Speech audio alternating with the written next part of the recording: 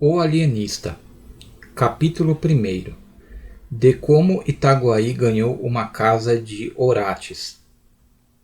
As crônicas da vila de Itaguaí dizem que em tempos remotos vivera ali um certo médico, o Dr. Simão Bacamarte, filho da nobreza da terra e o maior dos médicos do Brasil, de Portugal e das Espanhas. Estudara em Coimbra e Pádua. Aos 34 anos, regressou ao Brasil, não podendo el-rei alcançar dele que ficasse em Coimbra, regendo a universidade, ou em Lisboa, expedindo os negócios da monarquia. A ciência, disse ele a sua majestade, é o meu emprego único. Itaguaí é o meu universo. Dito isto, meteu-se em Itaguaí e entregou-se de corpo e alma ao estudo da ciência, alternando as curas com as leituras e demonstrando os teoremas com cataplasmas.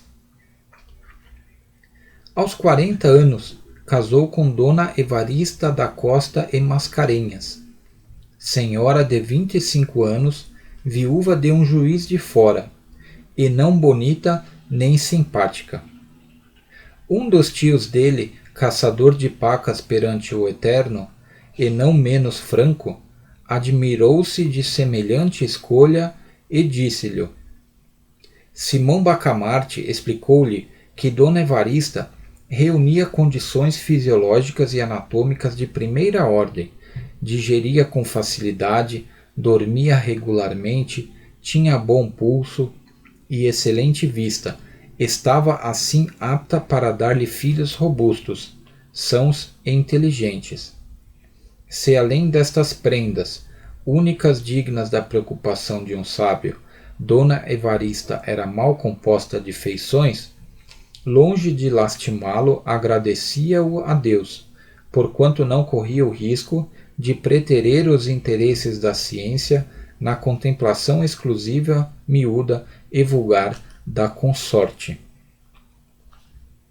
Dona Evarista mentiu às esperanças do Dr. Bacamarte, não lhe deu filhos robustos nem mofinos. A índole natural da ciência é a longanimidade. O nosso médico esperou 3 anos, depois 4, depois 5. Ao cabo desse tempo, fez um estudo profundo da matéria. Releu todos os escritores árabes e outros, que trouxera para Itaguaí. Enviou consultas às universidades italianas e alemãs, e acabou por aconselhar à mulher um regime alimentício especial. A ilustre dama, nutrida exclusivamente com a bela carne de porco de Itaguaí, não atendeu às admoestações do esposo, e à sua resistência, explicável mas inqualificável, devemos a total extinção da dinastia dos Bacamartes. Mas a ciência tem o inefável dom de curar todas as mágoas. O nosso médico mergulhou inteiramente no estudo e na prática da medicina. Foi então que um dos recantos desta lhe chamou especialmente a atenção. O recanto psíquico, o exame da patologia cerebral. Não havia na colônia e ainda no reino uma só autoridade em semelhante matéria, mal explorada ou quase inexplorada. Simão Bacamarte compreendeu que a ciência lusitana, e particularmente a brasileira, podia cobrir-se de louros imarcessíveis, expressão usada por ele mesmo, mas em um arroubo de intimidade doméstica, exteriormente era modesto, segundo convém aos sabedores. A saúde da alma, bradou ele, é a ocupação mais digna do médico.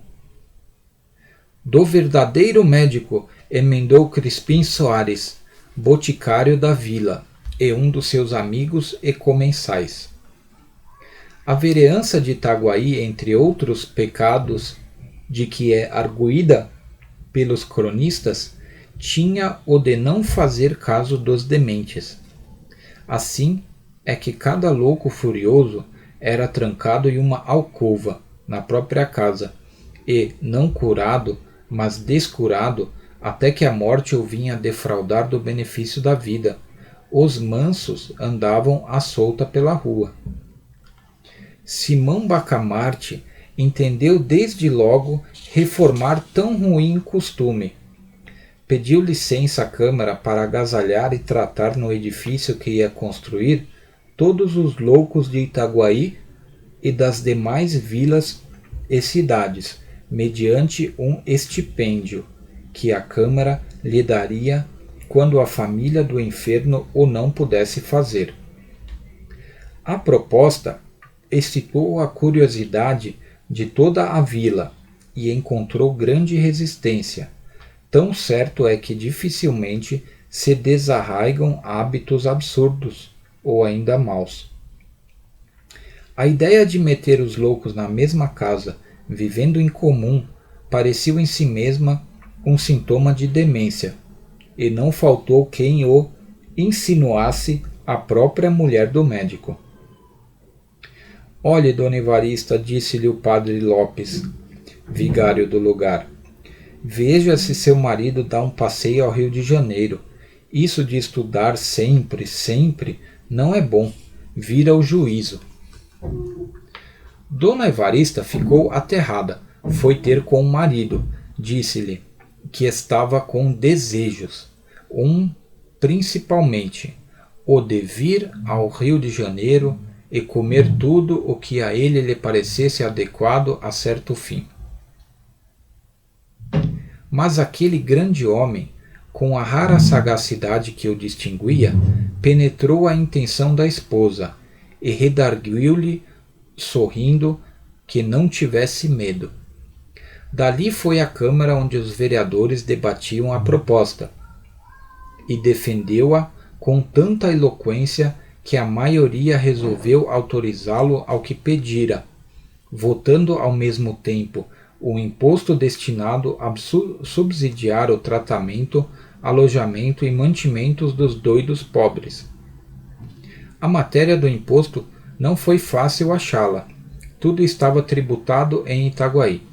Depois de longos estudos, assentou-se em permitir o uso de 2 penachos nos cavalos dos enterros. Quem quisesse emplumar os cavalos de um coche mortuário pagaria 2 tostões à Câmara, repetindo-se tantas vezes esta quantia quantas fossem as horas decorridas entre a do falecimento e a da última bênção na sepultura. O escrivão perdeu-se nos cálculos aritméticos do rendimento possível da nova taxa, e um dos vereadores, que não acreditava na empresa do médico, pediu que se relevasse o escrivão de um trabalho inútil. Os cálculos não são precisos, disse ele, porque Dr. Bacamarte não arranja nada. Quem é que viu agora meter todos os doidos dentro da mesma casa? Enganava-se o digno magistrado. O médico arranjou tudo. Uma vez empossado da licença, começou logo a construir a casa. Era na Rua Nova, a mais bela rua de Itaguaí naquele tempo. Tinha 50 janelas por lado, um pátio no centro e numerosos cubículos para os hóspedes. Como fosse grande arabista, achou no Corão que Maomé declara veneráveis os doidos, pela consideração de que Alá lhes tira o juízo para que não pequem. A ideia pareceu-lhe bonita e profunda, e ele a fez gravar no frontispício da casa. Mas, como tinha medo ao vigário e, por tabela, ao bispo, atribuiu o pensamento a Benedito VIII, merecendo com essa fraude, aliás pia, que o padre Lopes lhe contasse ao almoço a vida daquele pontífice eminente. A Casa Verde foi o nome dado ao asilo, por alusão à cor das janelas, que pela primeira vez apareciam verdes em Itaguaí. Inaugurou-se com imensa pompa. De todas as vilas e povoações próximas e até remotas, e da própria cidade do Rio de Janeiro, correu gente para assistir às cerimônias, que duraram 7 dias. Muitos dementes já estavam recolhidos, e os parentes tiveram ocasião de ver o carinho paternal e a caridade cristã com que eles iam ser tratados. Dona Evarista, contentíssima com a glória do marido, vestira-se luxuosamente, cobriu-se de joias, flores e sedas. Ela foi uma verdadeira rainha naqueles dias memoráveis. Ninguém deixou de ir visitá-la 2 e 3 vezes, apesar dos costumes caseiros e recatados do século. E não só a cortejavam como a louvavam, porquanto, e este fato é um documento altamente honroso para a sociedade do tempo, porquanto viam nela a feliz esposa de um alto espírito, de um varão ilustre, e, se lhe tinham inveja, era a santa e nobre inveja dos admiradores. Ao cabo de 7 dias, expiraram as festas públicas. Itaguaí tinha, finalmente, uma casa de Orates.